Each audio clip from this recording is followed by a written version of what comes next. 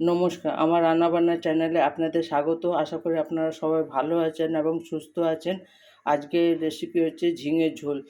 তার জন্য এখানে আমি একটা টমেটো রেখেছি, এখানে 500 ঝিঙে কেটে ধুয়ে রেখেছি, এখানে 250 শিম, এখানে একটা রাঙালু, এখানে মশলার জন্য এখানে 1 চামচ হলুদ, 1 চামচ ধনে, 1 চামচ জিরে, 1 কুচি আদা বাটা, এখানে রাঁধুনি বাটা, এখানে বড়ি। গ্যাসে কড়াটা বসিয়ে দিই। আমি এখানে গ্যাসে কড়াটা বসিয়ে দিয়েছি। এবার তেল দিয়ে দেব, তেল গরম করার জন্য বড়ি ভাজবো। আপনারা যে যা পরিমাণ মতো তেল দেবেন।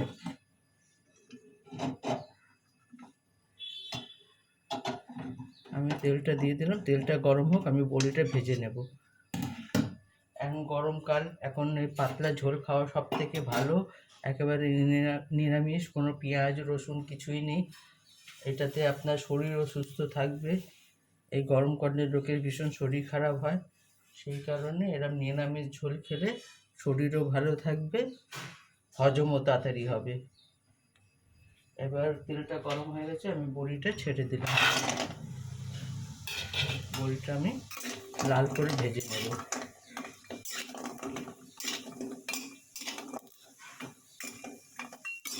আপনারা চাইলে বিউলি ডালেরও বড়ি দিতে পারেন। আমি এখানে বড় বড়ি দিয়েছি, ঝোলের বড়ি।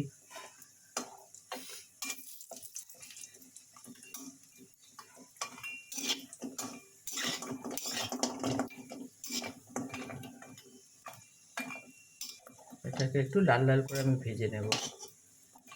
এই ঝোলটা গরমকালে একটু পাতিলেবু দিয়ে খেলে বেশ ভাল লাগে। গরমকালে মাছটা বেশি ভাল লাগে না, মাঝে মধ্যে ঠিক আছে। দেখুন আমার বড়িটা ভাজা হয়ে গেছে, এবার আমি বড়িটা তুলে নেব। আমি বড়িটা তুলে নিলাম, লাল লাল করে ভাজা হয়ে গেছে।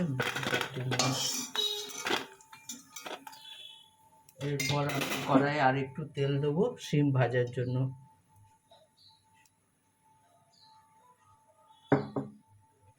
এরপর আমি শিমটা দেব।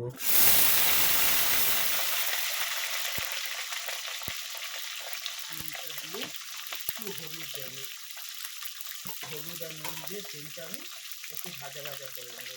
1 চিমটে হলুদ দিলাম। এবার নুন দেব, অল্প নুন দেবো, বেশি না, অল্প নুন দেবো, অল্প নুন দিয়ে এবার শিমটাকে একটু ভেজে নেব। আপনারা শিম ভাজতেও পারেন, এরম কাঁচাও দিতে পারেন, কিন্তু শিমটা ভেজে দিলে খেতে ভাল লাগে ঝোলটা। আমি একটু ভাজা ভাজা করে নেব। আমার শিমটা ভাজা হয়ে গেছে, এবার শিমটা আমি তুলে নেব।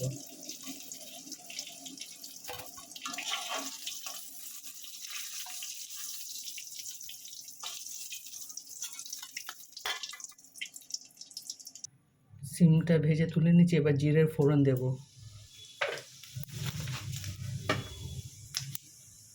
কাঁচা লঙ্কা 2টো দেব।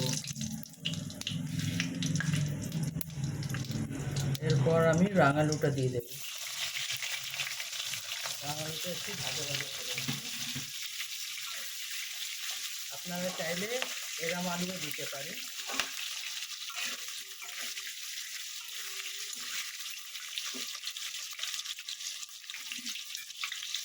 এরপর আমি ঝিঙে দেব।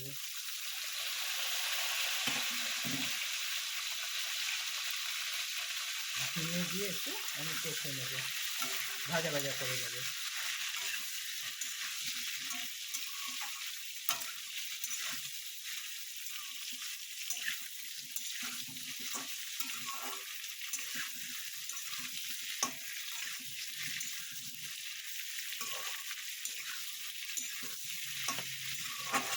এটাতে আমি একটু নুন দেব, যে যা স্বাদ অনুযায়ী, কারণ আমি শিম নুন দিয়ে ভেজেছি, সেখানে আমি অল্প নুন দেব, কারণ ঝিঙেটা গলে যাবে তো, সেখানে অল্প নুন দিলাম।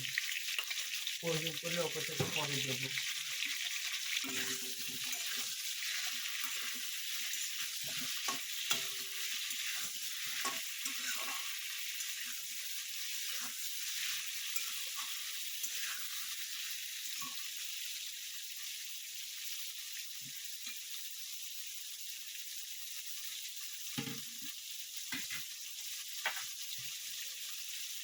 এরপর আমি আদা বাটাটা দিয়ে দেব। আদার বাটাটা দিয়ে একটু ভাজবো, তাহলে খুব সুন্দর গন্ধটা বেরোয় আদা বাটা।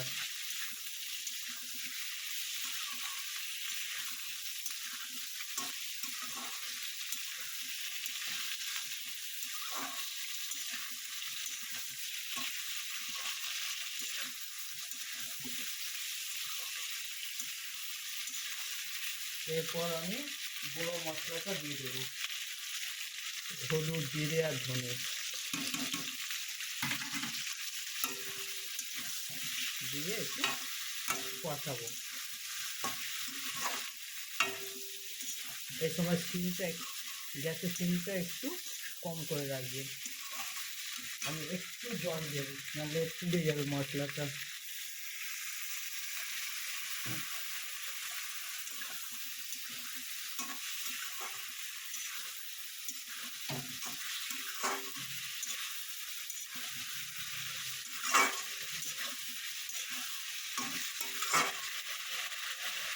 এরপর আমি টমেটোর যেটা একটা রেখেছিলাম সেই টমেটোটা আমি কেটে দিয়ে দেবো।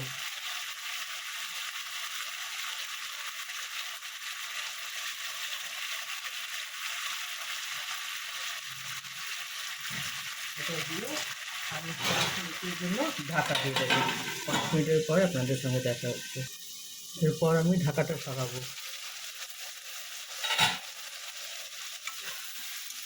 এটা বেশ ভাজা ভাজা হয়ে যাচ্ছে।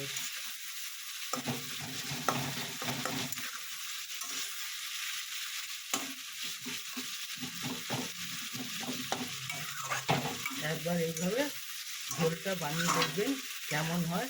আমাকে অবশ্যই কমেন্ট করে জানাবেন। আপনারা কিন্তু কমেন্টও করছেন না, সাবস্ক্রাইবও করছেন না।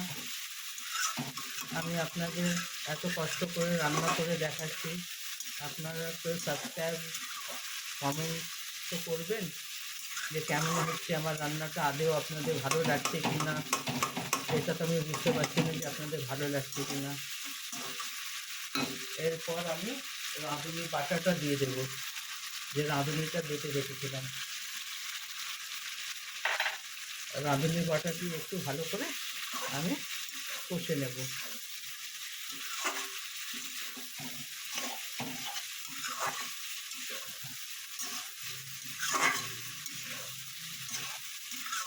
এরপর আমি যে সিমটা ভেজে রেখেছিলাম সেই সিমটা দিয়ে দেবো।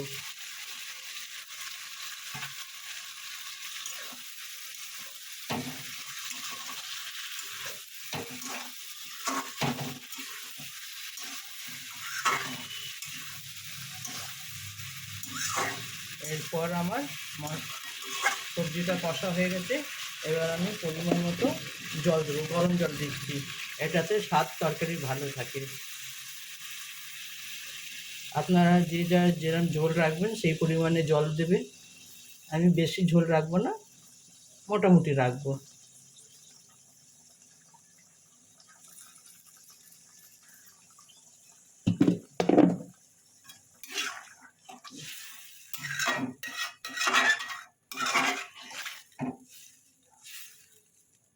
এরপর আমি যে বড়িটা ভেজে রেখেছিলাম সেই বড়িটা দিয়ে দেবো, তাহলে বড়িটা ভালো করে সেদ্ধ হবে।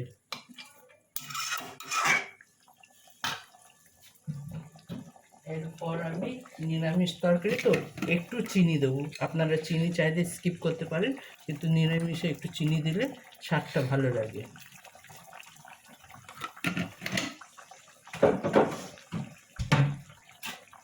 এরপর আমি ভালো করে নাড়িয়ে ঢাকা দিয়ে দেবো। 10 মিনিট পরে আপনাদের সঙ্গে আমি দেখা করছি। এবার ঢাকাটা সরাবো।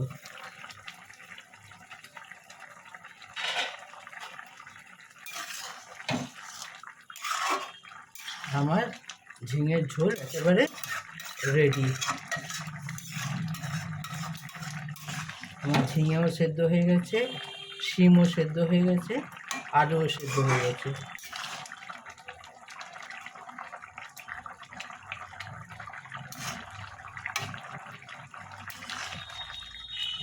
আপনারা অবশ্যই এইভাবে একবার রান্না করে দেখবেন কেমন লাগে।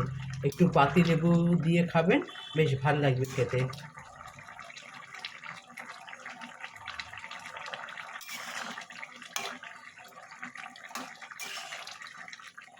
এরপর আমি নামিয়ে নেব।